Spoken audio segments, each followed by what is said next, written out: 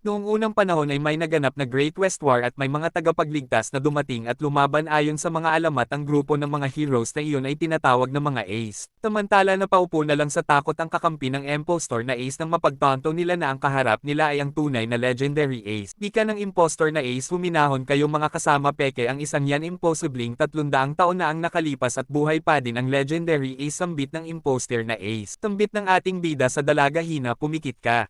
At sa isang iglap sa sobrang bilis din na nila napansin ang pag-atake ng ating bida na nagpag-ulat sa kanilang lahat at sa di inaasahang pangyayari pati ang impostor na Ace ay di na din nasundan ang taglay na bilis ng ating bida.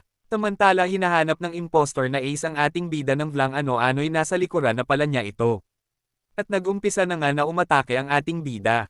Sa bawat paghakbang ng ating bida may napakalakas na puwersa ng hangin ang lumalabas dito na hindi naman mapigilan ng impostor na Ace. Dahil di ito mapigilan ng impostor na Ace ay walang awa siya nitong inaatake. Hindi pa tapos silik at umatake pa ito gamit ang kanyang espada at nasalag naman ito ng impostor at nagresulta ito sa pagsabog na agad naman napansin ni Nana sa di kalayuan.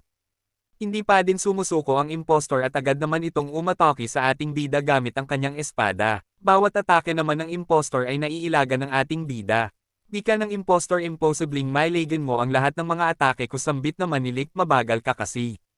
Nang silik naman ang umatake sa sobrang bilis nito ay vlang magawa ang impostor sa mga banibitawan na mabibilis na atake ng ating bida. Hindi naman makapaniwala ang mga kasamahan ng imposter sa nangyayari. At tumalo naman ng napakataas ang ating bida. Di ka nilik sa dalaga hina pwede mo na imulat ang iyong mga mata. Nang mabuksan ng dalaga ang kanyang mga mata ay namangha ito sa kanyang nakita wika ng dalaga posible pala talaga na makalipad ang mga tao. Di ka naman nilik Kali ka na bawiin na natin ang nawala mong puntos sambitnam ng dalaga sandali lang nagugutom ka pa ba? Ililibre kasi kita mamaya ng tapsilog dyan kila na mamaya kung ayos lang sayo wika ni Hina kay Lick. Agad naman na pumayag si Lick sa sinabi ng dalaga.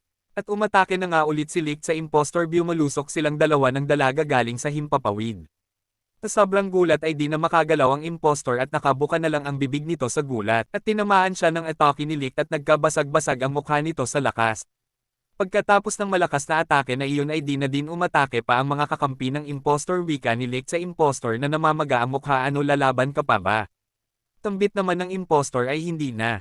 Agad naman kinuha ng galame ng Abyss ang numero sa mukha ng impostor. Ang dating 441 na numero ay naging 760 na nilaipat ng galame ng Abyss sa hita ng dalaga. Tilik naman ay tuwang-tuwa dahil makakalibre na ito ng pagkain. Naalala naman ng dalaga ang kanyang ina at napaiyak na naman ito. Ikaw na nga ang hinahanap kong legendary Ace sa loob ng 5 taon wika ng dalaga.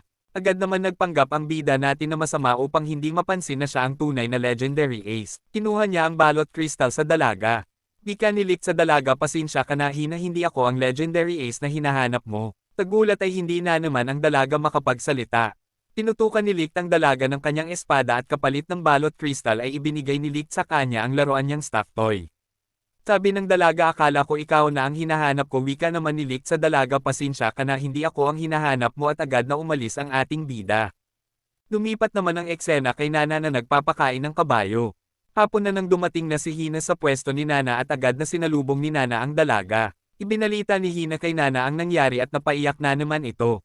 Samantala habang nag-uusap silang dalawa ni Nana sambit ni Hina kinuha niya ang balot crystal na natitirang alaala ng aking ina at ipinalit niya ang laruan na iyan. Tinignan ni Nana ang laruan at may napansin ito at binigay niya kay Hina ang laruan at wang ano-ano'y sumabog ng maraming bulaklak at ando doon pala ang balot crystal na alaala ng kanyang yumaong ina.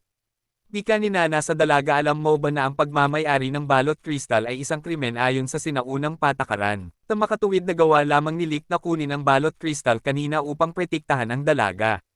Agad naman na hinabol ng dalaga si Lick dahil napagtanto nito na si Lick ang matagal na niyang hinahanap na legendary Ace.